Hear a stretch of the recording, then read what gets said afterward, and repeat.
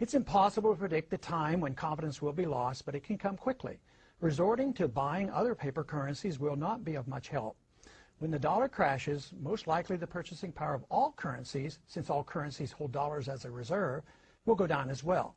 This means that dollars and other currencies will go into buying consumer items, precious metals, and other physical properties. Consumer prices will soar, as well as interest rates. The central bank will lose control, and the more they inflate, the worse the confidence becomes. The interest rates will respond to these efforts by rising sharply. If the Fed tries to reverse the run on the dollar, interest rates will also soar, and the pain on the American citizens will be of such proportion that political chaos will result.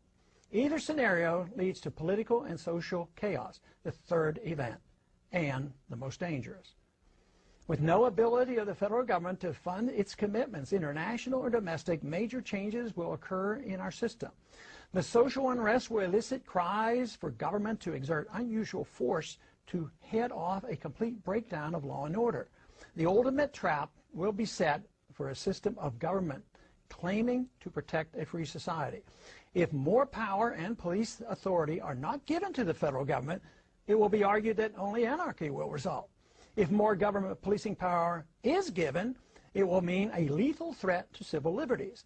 Already, we have permitted the notion that a single person, the Attorney General or the President, can decide who is an enemy combatant, thus denying that individual the right of habeas corpus, permitting indefinite detentions without charges made. This attitude towards civil liberties has changed significantly since the fear built around 9/11. Yes, I know, declaring one an enemy combatant is reserved only for the radical Muslims engaged in terrorism against the United States. To be reassured by this reasoning is quite dangerous and naive. Logic should not lead us to equate suspects with terrorists and include American citizens, and yet this has already been set by precedent. Under difficult circumstances, our political leaders will not be hesitant to use these powers to maintain order. Tragically, the people may even demand it.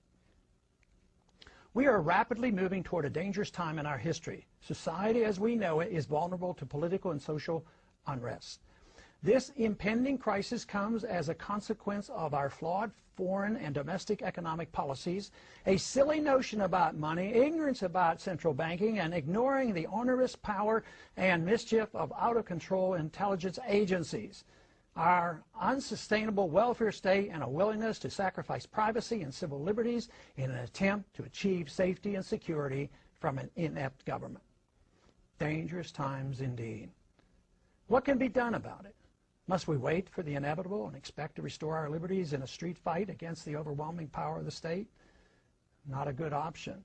The only way that we can prevent blood from running in the streets is to offer a better idea of the proper role of government in a society that desires first and foremost liberty. And that is impossible without a firm commitment by our thought leaders to the ideas of freedom, the source of all creative energy and prosperity. An all-powerful state is the threat to that ideal.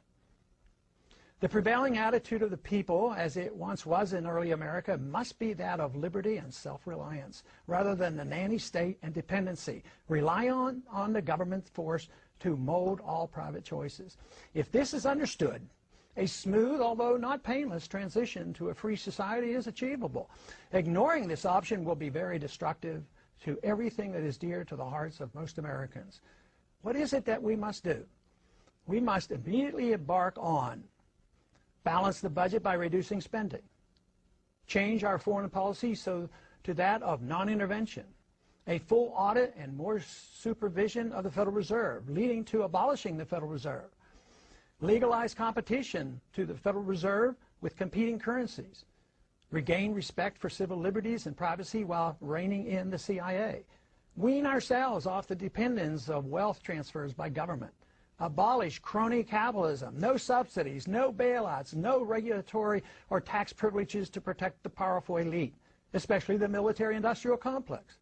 Eliminate the income tax, the inheritance tax, and taxes on savings and dividends.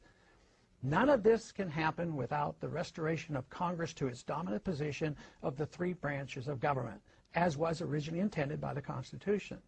The executive and the judicial must be reined in, and Congress must assert its prerogatives over all legislation curtailing all unconstitutional agendae through budgetary controls. Signs abound that angry Americans are now more ready than ever before for a change in direction that is indeed real. If this program were improvised, even suddenly and dramatically, the adjustment, though significant and to a degree somewhat painful, would be much shorter and of minor consequence compared to the chaos and poverty that will result if we refuse to change our gluttonous appetite for a free lunch.